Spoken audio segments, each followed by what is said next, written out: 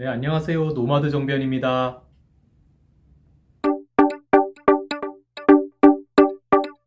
네, 오늘은 사이버 포렌식 많이 들어보셨죠?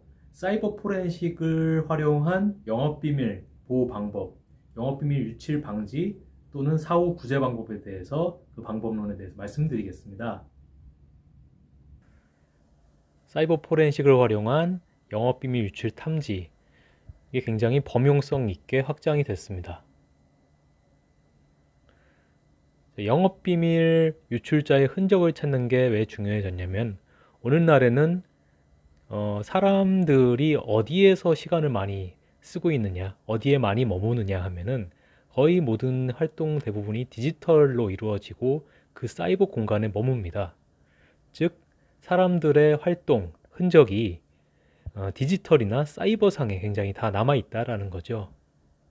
그래서 네트워크를 이용한 산업 기술 유출, 영업비밀 침해 범죄가 굉장히 증가를 하고 있고요.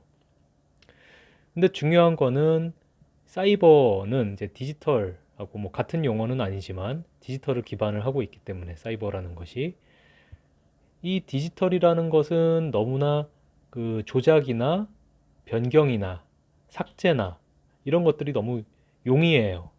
그러니까 굉장한 그 데이터 진본 또는 무결성 보장에 대한 부분에 있어서 취약해요. 그래서 증거라는 거는 원칙적으로 원본 증거를 법정에 제출해야지만 그 증거로서 인정을 받을 수 있는데, 이게 디지털 또는 사이버상에 있는 것은 그런 조작이나 변조나 또는 변경이나 이런 부분에 대한 취약성이 강하기 때문에 이 무결성과 원본성 또는 동일성을 가지고 법정까지 현출이 되게 하는 것이 가장 관건이 되는 것입니다. 즉, 법정에서 궁극적으로 증거 능력 있는 증거로 인정받게 하는 것이 무엇보다 중요한 겁니다.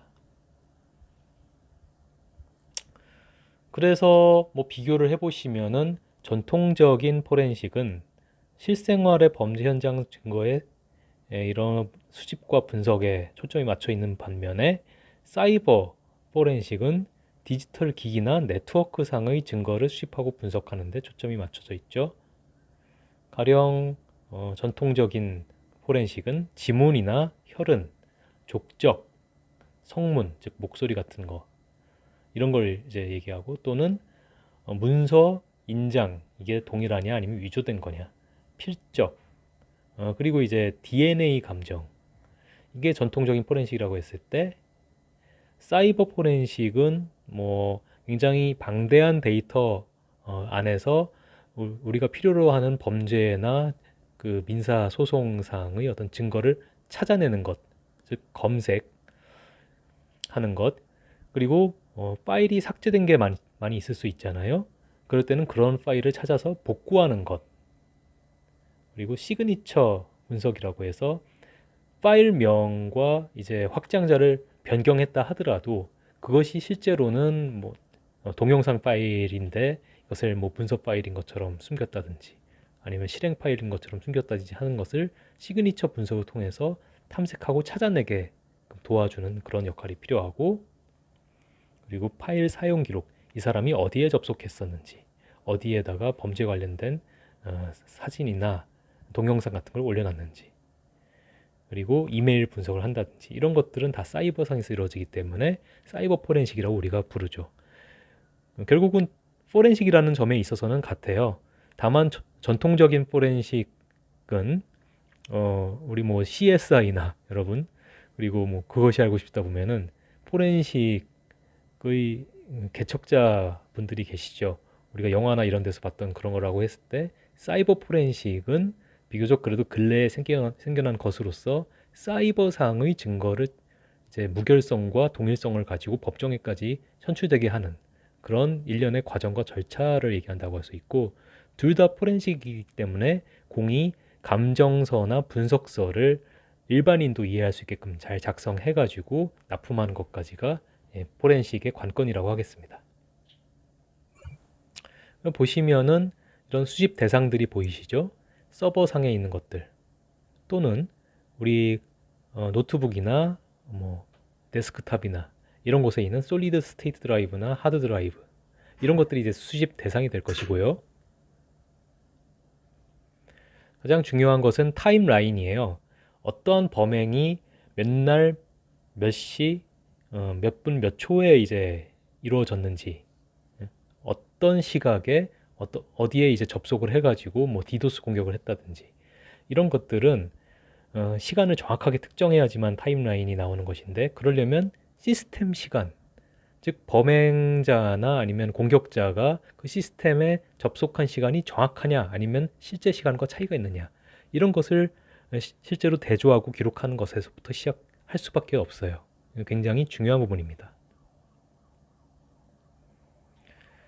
이러한 장비들이 있어요. 툴킷 안에 여러 가지 장비들이 들어가 있고, 뭐 복제 장비라든지 복제할 디스크 등등.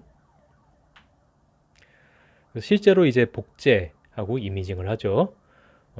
원본과 그 데스티네이션을 연결해서 복제하게 하는 장비. 서로 그렇게 연결해서 복제하는 게 보이실 테고, 그리고 오른쪽에 화면 노트북 화면이 보이시는데, 이것은 프로그램을 활용해서 해시값을 생성한 거예요. 각 파일의 해시값, 뭐 30줄 이상의 단위로 되어 있는 영문과 숫자로 되어 있는 그런 해시값, 이거를 생성해 가지고 원본과 복제 보호의 해시값을 비교합니다. 이 양자가 일치해야지만 법원에서는 동일성이 있다, 즉 원본과 복제한 파일이 동일성이 있다라고 인정을 해서 증거로 받아들여질 수 있는 겁니다.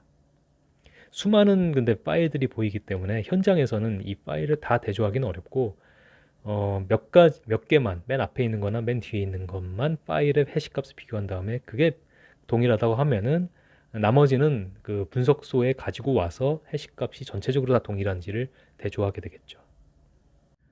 어떻게 영상 재밌게 보셨나요?